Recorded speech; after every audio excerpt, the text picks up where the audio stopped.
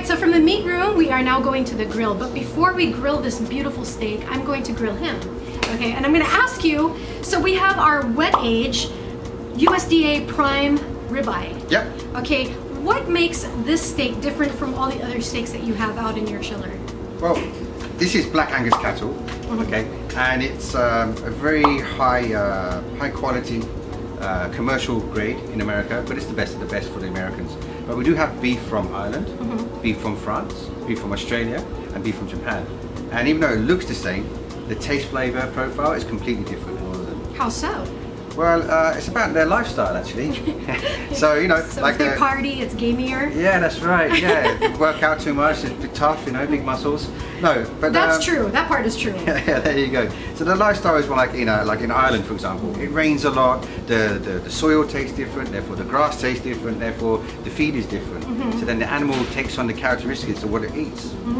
See, so yeah, Americans do a lot of corn feeding, grain feeding. You know, Europe is more grass, and then you finish with a little bit of grain at the end just to beef it up. But generally, it's grass-fed. Yeah. Okay, so would you say that grass-fed beef is less marbled? Yes, because it can be. It can be. But usually, for me, grass-fed it has a better flavour. Yes. But you sacrifice the flavour for tenderness. Actually, that's right. The tenderness comes from the marbling. Ah, okay. Okay, All right, so good. we've got the grill on. What is a general rule of thumb for cooking beef, like in terms of like the temperature, like keep your hand there for 5 seconds, it means it's ready to go, or? Okay, well, as you mentioned, the key here is the temperature, all the way from the beginning. So never cook a cold steak. It has to be room temperature, okay? The proteins and the muscles must be relaxed. Because it will shock it That's and make right. it tough. And make it tough and tight. Number two, always have the hottest pan or grill or barbecue, never on a cold one. You want to caramelize in and sear in all the juices and all the flavor, and yeah, that will maintain the tenderness as well.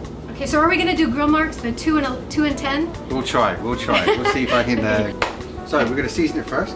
We use rock salt, and the reason why I use rock salt is it's less soluble, so that means it lasts longer and won't just disappear. And also it doesn't have iodine and all the other stuff that people put into it, additives. What about like Himalayan salt? Oh, that's very nice. It's very social shallow. It's very expensive. Oh, right? really? Yeah. What about sea salt? Very good. Sea salt's very, very good also. So freshly ground black pepper.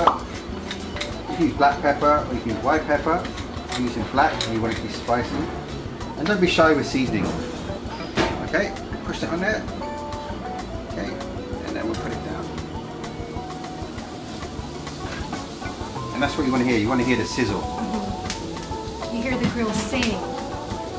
Okay, so while Chef is washing his hands, I'll give you guys a tip on the cooking of the beef, right? So they say if you want to know exactly what kind of doneness you're going to get out of your beef when you're cooking it, you take your thumb and your pointer finger and you put it together like this. And if you do that, that means that it's rare. If you put your finger here, it would be medium. Here, well done. Is that right, Chef? I think I got it wrong. So one of those, yeah, something like that. Anyway, I'll let Chef take over. So Which one is it again? Rare, medium rare, Oh, there you go. Rare, medium rare, medium, medium, medium well, medium well, and well done. okay, well done. Thank you. And now the secret is patience. Just be patient. Don't rush it. Don't rush it. Okay. Let the meat and the grill do the work. There are different ways that we can grill a steak, right? So you can use the grill. Yep. You can also use a cast iron pan, or Yep. if you don't, just a regular pan. Yep. But cast iron would be preferred, right? Because Yeah, especially with seasoning, you get more flavour, you know. And same with our grill, we never wash our grill. We clean it, we brush it down every night, it's clean and it's sanitary, but we never wash it because we want the flavour to come through. So here in Smith, we don't just use gas, we use gas for the heat, charcoal and wood. So that's our combination here, which is why we have a very unique flavour. So what kind of wood do you use? Native wood, usually pilly wood. Yeah, So it gives it a nutty flavor? yeah, a little bit, yeah, nuts and beef and things, it's all part of the same profile, yeah. So if you used like cherry bark, then it would have like a cherry. Yeah, apple hint. cedar. Yeah, and of course the charcoal, because it's going to have charcoal for the Yes. steak, right? Okay, so what is the difference between a sear and a reverse sear? Well, searing is applying heat like we're doing now on the raw steak, and reverse searing is reverse of that. So that means we cook the steak in a water bath, in a sous vide, and then we sear it after. So we can go to that now if you like. Spell sous vide. S-O-U-S-V-I-D-E. Okay. Can I you got translate it? Sous vide is like water bath. Okay, so what happens is we take beef and we vacuum seal it, right? Yep. And then, so it takes out all the air, and then you put it in a water bath, which is at a steady temperature for a certain, so what temperature do you use for? We'll go 60 degrees. 60 degrees for? Medium. For about 15 minutes. 15 minutes. And what happens is when you sous vide is that, like, if you're working in a fine dining restaurant and they're very particular about the doneness of their steak, this is the way to get it almost at perfect doneness. That's right. And also number 2 is that if you're doing a banquet for 200 people, Yeah. you can cook them all and leave them at 60 degrees and it won't overcook. Yeah. Yeah. Okay, shall we? Okay, you passed the test. Okay. Thank you. Great thing about sous vide. Sous vide translated in English means under pressure. So it's actually under pressure, so it's going to lock in all the flavour. None of the juice is going to escape, and it really has a different flavour profile to grilling or cooking. It's more natural. So we'll just pop it in there. Tenderizes it, maybe? No. No? No, I don't think so. Okay, so we're going to do the turn.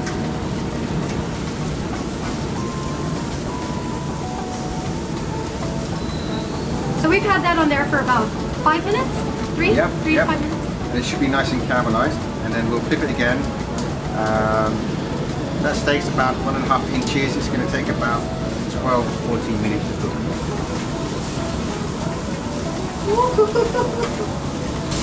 Okay, chef, so what you did was you covered it just to make it cook a little bit more. Yeah. You made it, I guess maybe, how would you say this, simulating an oven? Yeah, that's right. Yeah, perfect. Yeah. And then now we put it in the salamander. You could put it in the oven as well, right? Depending on the thickness of the steak. Yep. I just want to get it nice and crispy. I like it crispy. Where the fat is rendered. Yeah, that's right. Yeah. See. I like all those burnt parts. Those are my Yeah. favorites. Okay, so what's going to happen after this is we're going to do the plating. What's important before you plate and serve it is the, how would you say it, resting of the meat. Because you want to make the juices, like the muscles relax and then the juices to stay in. So that when you cut into your steak, as if it can't be any more simple, we add butter to the pan. Yeah, now this is where you see the love. And if you want to, you can add some herbs there, like a little bit of thyme, garlic, and then you can pour it on. That's kind of like a reverse sear, right? That's right. That's lovely. So that's it. That's nice and juicy.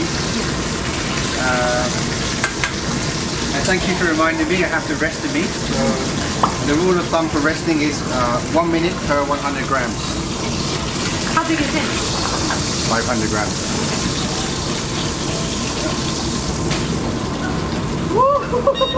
Okay, so chef wants to put me on the spot by making me do the plating, and I'm not much of an artsy person, but that's why they call it culinary art, so I guess I have to do it.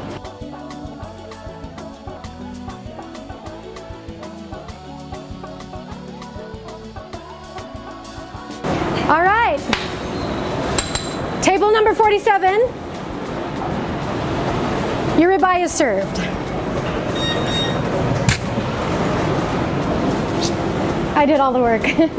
Okay, so this is the part where we get to enjoy the fruit of our labor. Absolutely, the Yeah? best part. Yes. As they say, the proof is always in the eating. I thought it was in the pudding. Ah, Legs versus fingers. Tomato, tomato. life is uncertain. Eat dessert first. So good.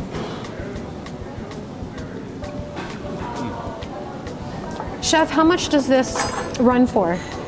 Oh, well. Yeah. Unfortunately, you picked the most expensive steak we have.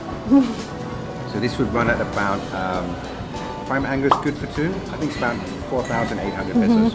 But honestly, you can feed 2 to 3 people, and it comes with unlimited sides. Oh, wow. Rice, vegetables, salads, mac and cheese. Wow. Yeah, it's a good feed. So could we just come here for the sides? Absolutely, but you know, it'd be a crime not to have the meat as well. Chef, thank you so much for your time. I hope to work with you again soon. And would you like to invite them to come to your restaurant? Yes, thank you very much. Well, please come down to Smith Butcher and Grill Room, 147 HV de la Costa Makati. We have the finest selection of meat and steak in the world here in the Philippines, and we're happy to serve you.